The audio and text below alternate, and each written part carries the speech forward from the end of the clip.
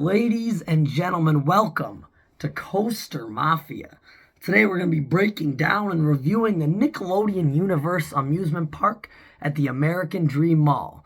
See if we can find out if it's a coaster enthusiast dream, perhaps even a nightmare. Of course, before we get into things, don't forget to smash that like button, turn on the notification bell, and subscribe so you too can be part of the Coaster Mafia. And as always, our link in the description's down there so you can get yourself one of these Coaster Mafia t-shirts. Alrighty, now let's dive in. So the American Dream Mall is located in East Rutherford, New Jersey, just right across from MetLife Stadium and just a few minutes from downtown New York. This park is home to 5 roller coasters and was the main draw for myself, Justice, and her mother when we decided to visit the park for the first time just a few weeks ago. So to break things down, we're going to start with those 5 roller coasters, and I'll let you know what I think of each one. So first up, we got Nickelodeon Slime Streak. This is the park's family coaster, and it's a solid ride overall. Obviously, it's not going to be the most intense thing at the park, but it's worth a lap for anybody, whether they're young or old. Overall, for me, it's an easy 6 out of 10, and I'll be surprised to say that it goes a little bit quicker than you might think. Next up, we have Shredder, which is the park's Gerstlauer spinning coaster. The ride has a unique layout that actually interacts with TMNT Shellraiser, making for some really cool visuals as well as on-ride interaction. That said, this does tend to hurt the ride experience, as whereas other spinning coasters focus primarily on maximizing spin potential, this ride more or less has a fairly meandering layout, again mostly focused on interacting with Shellraiser. That said, I will admit that this is still a pretty smooth ride, with some decent thrills throughout and a bit of decent spinning. That said, it's definitely not as good as some of the other spinning coasters I've ridden, and therefore earning a 6 out of 10. Solid, but nothing incredible. Timmy's Halfpipe Havoc is the park's Intamin halfpipe coaster, which was unfortunately down for maintenance on our visit, so I really have no idea what to make of it. I've never been on a similar coaster. Right now it's going to earn a rating of not available. Sandy's Blasting Bronco was another ride down for maintenance on our visit, which is unfortunate as this unique Intamin launch coaster was definitely one of the rides I was excited to get on, but unfortunately will also earn a rating of not available. Finally, we have TMNT Shellraiser. This is the park's marquee attraction, as this Gerstlauer Eurofighter stands 141 feet tall and features the world's steepest drop on any roller coaster at over 121 degrees. The ride also features a launch as well as 7 inversions, making this a bucket list coaster for any roller coaster enthusiast. Shellraiser was the main reason that we decided to visit the park to begin with, and was definitely our most anticipated attraction. Of course, we later come to find out that this ride was also down for maintenance, so I cannot give you my thoughts on this attraction, also earning a not available. So later in the video, I will go more in depth as to why these ride closures was such an issue, but right now it's definitely something frustrating, especially when I'm trying to grade this park's roller coaster lineup, as I really haven't been on any of their extreme rides. I've been on 2 of their 5 coasters, but just from pretty much my little bit of experience and, an eyeball at the other rides, I'm going to give it a 6 out of 10. I think it is a solid lineup, especially considering that it is an indoor amusement park with not a lot of room. However, I do also think that, again, I can't really say it's above average by any means until I get on these 2 rides and see if they're really worth making a trip out. The next category we'll be looking at is the park's Standout Rides. Now, these can obviously also be roller coasters, but in a more general sense, these are the rides that I felt on my visit are the reasons that you should go to the park, or even the reasons I went to the park to begin with. So in this case, I only have one standout ride to talk about, as the 2 rides that I'd actually went to the park for, mostly being TMNT Shellraiser and Sandy's Blasting Bronco, were not operational in my visit. So therefore, this is another instance of me not really being able to give this park a fully complete grade, as the 2 main draws of the park weren't even open on my visit. That said, there is one ride I at least highlight in this category, as I did find it to be a pleasant surprise. Skyline Scream is the park's drop tower, and I found it to be really above average for its class. The ride is a long cycle that both launches you up as well as drops you back down, giving lots of airtime on the way. The ride also has windows right at the tip top, so you get to have a nice view out the skyline of Manhattan in the distance. Definitely a nice touch. Overall, I thought this was above average for drop towers, and the feeling of being inside, I think, adds a whole nother level of uniqueness to this experience. Again, until I ride Shellraiser and Blasting Bronco, I'm not really going to have a perfect idea of how good this park's standout rides are. But given that Nick Universe does have the roller coaster with the world's steepest drop, you got to credit it for something in terms of having a standout ride that's going to draw people in. And again, Skyline Scream is a really solid drop tower for what it is, and I do think this park is worthy of a 6 out of 10. One thing I'm going to commend the park for is its decent collection of flat rides and family rides.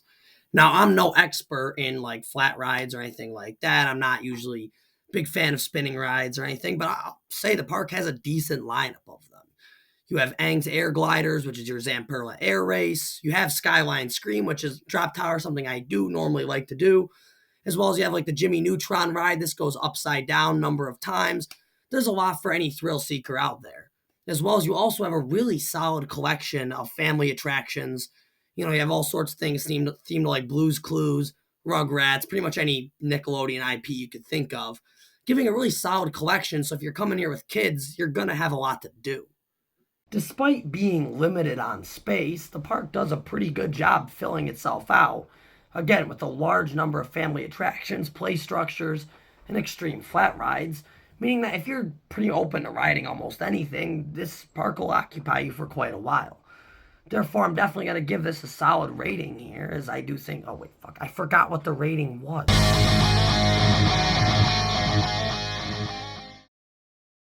On paper, an amusement park themed to Nickelodeon inside a mall sounds like it could be a pretty cool themed experience.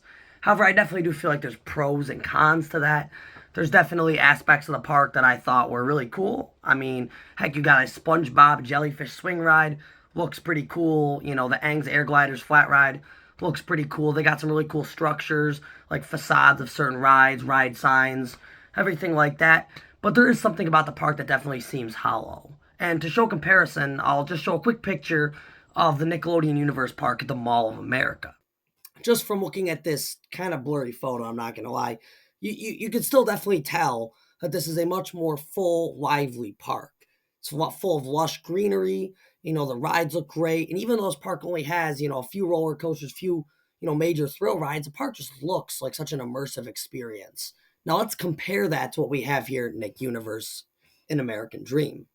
From the moment you walk down the escalator into the park, you're met with a sea of gray and white, and the lighting in the park, honestly, is kind of dark in a lot of areas. For example, the area over by Shellraiser and Shredder, the rides look very cool, but around it, it's a very dark area of the park with a lot of concrete, and then you have pretty much the empty walls behind them. And this is pretty much shared throughout the entire park. The park lacks greenery as well as just good lighting to make the park seem bright and vibrant, rather coming off as a bit dull and drab. One would think that having a Nickelodeon-themed amusement park would be an absolute slam dunk in terms of theming and atmosphere, but I really can't help but feel like there's a lot that needs to be done to really make this park, feel as, charming as its sister park over in the Mall of America. I mean, just from the lighting to the atmosphere in there, it just feels a little bit off and a little bit half-baked. So overall, I'm going to give this a 6 out of 10. It's solid, but it's definitely, for having, luxury IP, should be a step above the average amusement park. So what you're looking at here is pretty much multiple screenshots off the Nick Universe website under the rides category that pretty much just lets you know which rides are going to be currently down for maintenance. This is an important detail as I'm going to further elaborate on how the operations at Nick Universe are some of the worst I have ever experienced, if not the worst I've ever experienced at an amusement park. So this is definitely the part of the video I've very much been itching to talk about. So as this really was the defining experience of our day at Nick Universe. So a few weeks before, I planned this trip, I've been thinking about, what kind of stuff could we do in the early spring to visit an amusement park without, obviously the fact that most amusement parks are closed. Like, what could we do? And, I had heard a lot about Nick Universe, a lot of mixed opinions. I heard some good, some bad. One of the things I did hear was their unreliability of rides. But that said, I was definitely curious. Obviously, Shellraiser was a big draw, and I was just looking for something to do, while most amusement parks were still closed. So I went ahead, I had spoken with Justice as well as her mom. They both seemed interested, but I figured I'm going to do a little bit of research, see, what they're looking at for maintenance schedules. I knew for a year-round park, that is a very natural thing. You're going to have a maintenance schedule. Certain rides are going to go down, especially in like the, slower seasons. Figured it's definitely something to be concerned about. So I went on the website, I pulled up that, page with all the rides on it, and I did find that a few rides were currently down for maintenance. This included Shellraiser, Blasting Bronco. I don't remember if Timmy's Half-Pipe Havoc was as well, but I knew those two were.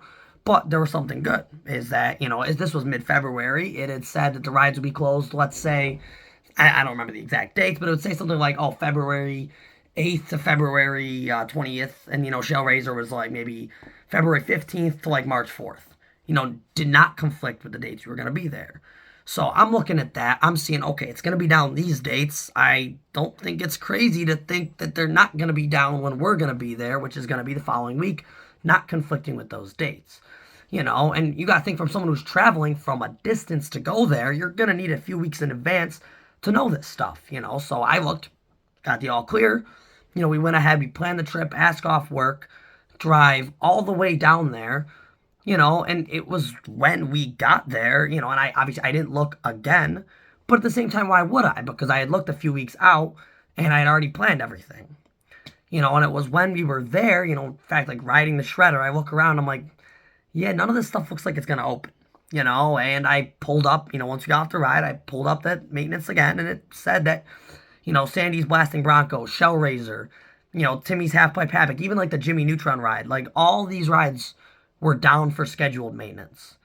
And there is like so much wrong with that. I mean, first off, besides the fact that they did not lower, we'll get into prices soon, they did not lower the ticket prices at all. The ticket prices were just as high as they ever are to go, but it's also the fact that like, if your ride's going to be down, like, people have to know this weeks in advance. Like, if it's scheduled maintenance, as they say, like, because this is completely unfair to anybody that is planning a trip to specifically visit the park.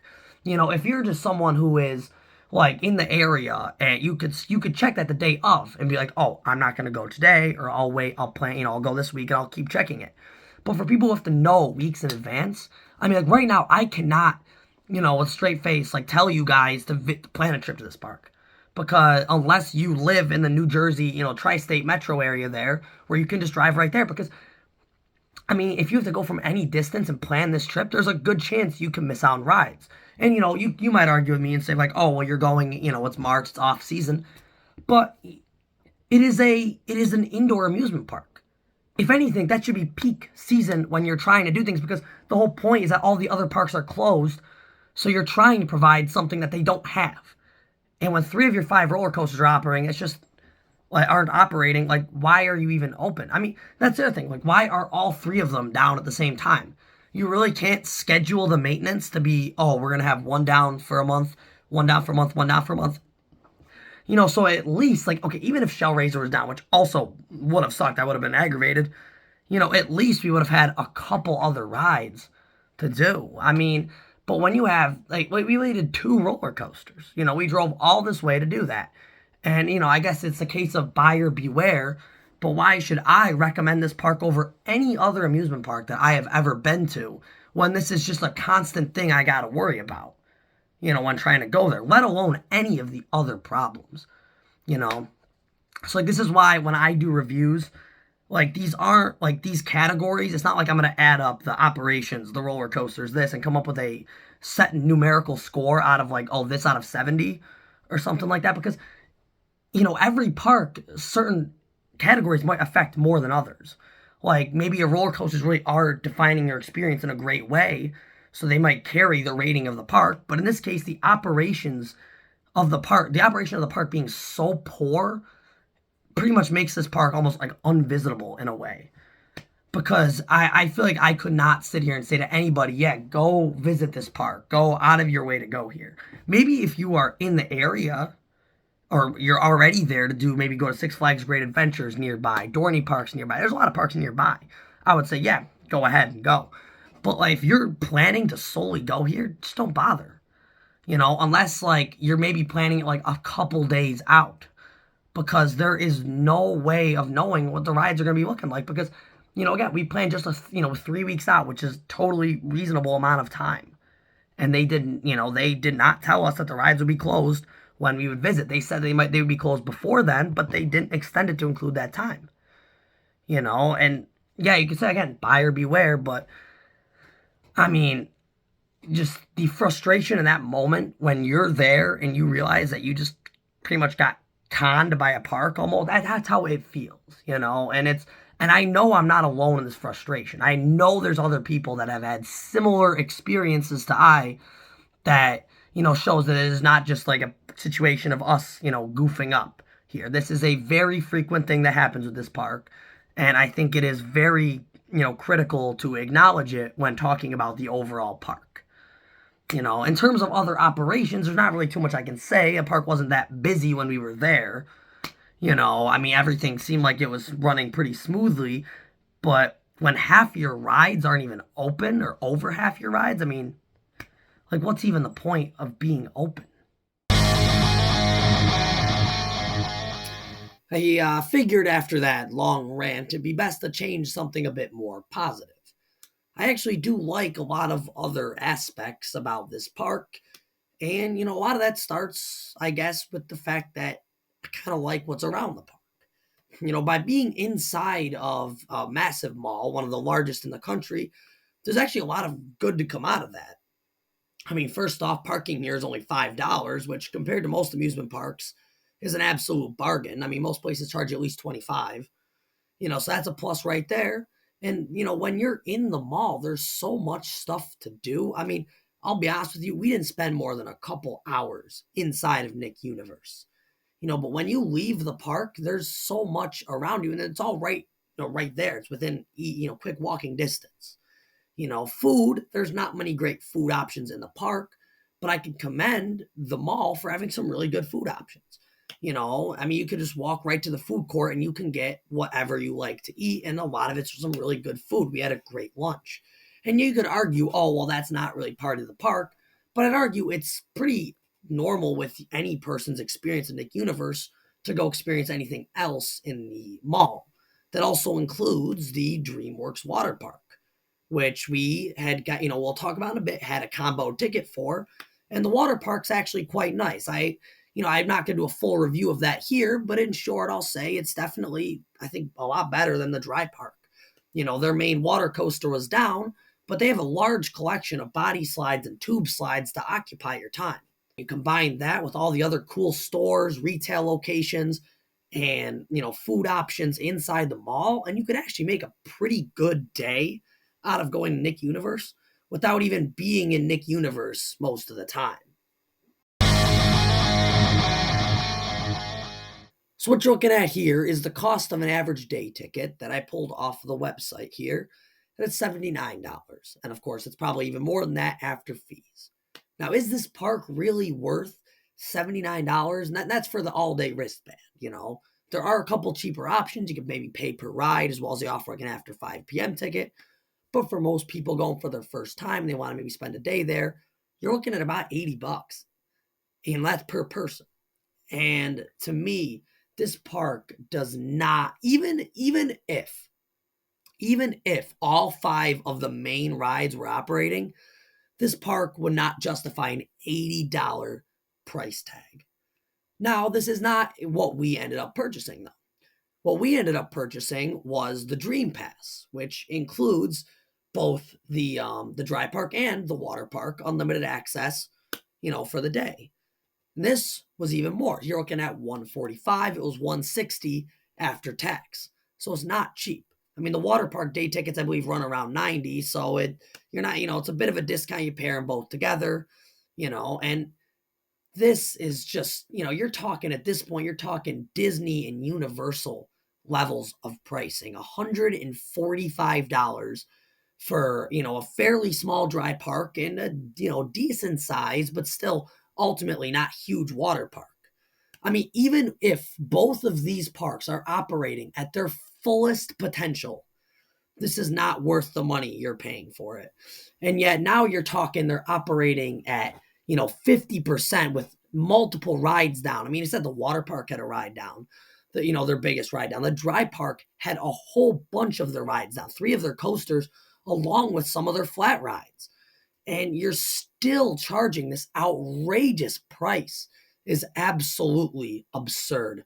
I mean, most parks you go to are not charging this price normally, but then, a park like this that's already so much smaller is absolutely ridiculous. And I know I'm not alone in that thought. All right, babe. Would you say the $160 you spent for tickets to American Dream were worth it? No, not at all. And I emailed them, and they emailed me back, and they basically said nothing. They said it happens all the time, and you just gotta deal with it. Justice's mom, would you say that the $160 you spent on tickets to the 2 parks was worth it? No, absolutely not. Because you have no way of knowing if any of the rides are going to be running, if they're not going to be running. The maintenance site isn't updated every day, so sometimes you're spending a lot of money and you're not getting a lot of rides for it. Sam might not have went on the trip with us, but I think he's very unhappy that we spent all... Actually, no, he did go on the trip with us. Yeah. Oh, he did. So, Sam did not go to the mall with us, but he was definitely very unhappy that we left him for a day and spent $160 just to waste our time. So, ultimately, is Nickelodeon Universe worth the visit? I gotta say no.